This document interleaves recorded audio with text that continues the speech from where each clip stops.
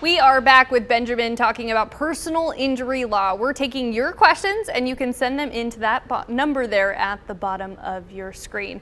All right, okay, first viewer question that we got. Can you file civil charges on a domestic relations court? So, similar to the drunk driving example I gave earlier, when it comes to any kind of assault or battery claims, you are going to have the ability to one, press criminal charges through your district attorney's office, and you will also have the ability to file a civil action for monetary damages for assault and battery.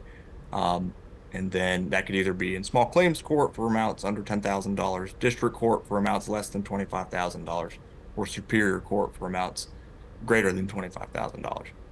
Good to know. Okay, the next question we have, I have already settled with the insurance company, but it sounds like this case, they were in a certain case, they didn't know that the driver was drunk because the police officer didn't put it on the ticket. How do you handle that if it's already been settled? So generally, if you have already signed a settlement agreement that released the at-fault driver, those tend to be enforced unless some certain exceptions were met, whether it's fraud, some kind of misrepresentation or something like that. Certainly, it's something that I would encourage you to at least get an attorney to review the terms of that settlement agreement to ensure that it has everything necessary for it to be enforceable.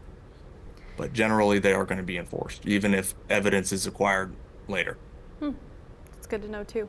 Okay, so another viewer question we have, if GAP refuses to pay the balance left from an accident, what can I do? I have all the necessary papers and dates sent to them. So this is another great question. This deals with property damage in a motor vehicle claim, right? Again, your property damage in a personal injury claim is the fair market value of your property. And it is not uncommon where the amount of the financing on the vehicle may be greater than the value of the vehicle. And in that case, a lot of folks are disappointed to learn that the amount that they're getting for their vehicle doesn't satisfy their automobile financing. So it sounds like you made the right choice, and that was to get some kind of gap financing to pay that difference. If that's the case, then under the terms of that policy, they should be able to pay the difference between the money you got for the totaled vehicle and the amount remaining on the loan. I hope that answers your question. And then our next viewer question, the ticket issued says I willfully caused the accident, but I went into heart failure. Is that willfully?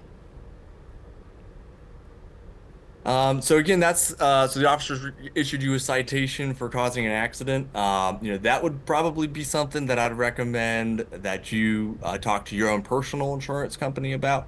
Again, the benefit of you buying automobile insurance for yourself is that they are going to be responsible for investigating and defending you. Should the court or a jury determine that you were at fault for the accident?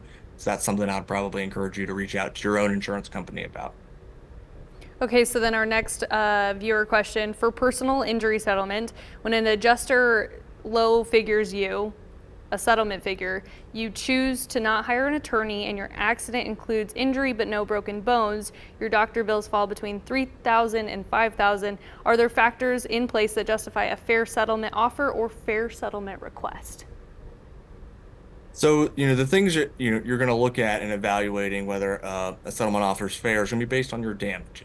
All right, there is no formula to determine what a potential claim is worth, right? So you're going to look at kind of what your economic damages are, whether that's medical bills, whether that's lost wages, whether it's other types of damages that you can kind of, put on a receipt and submit to that adjuster.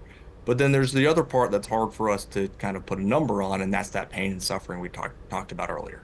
That's going to be truly unique to each person. It's going to be truly unique to each individual. And only you know kind of the amount of pain and emotional distress that this particular injury has caused you. So those are going to be the things that we're going to be telling people to look at in evaluating whether or not an offer that's been made is fair or not. Really good advice there too. Again, this is ongoing. We're going to keep these conversations going.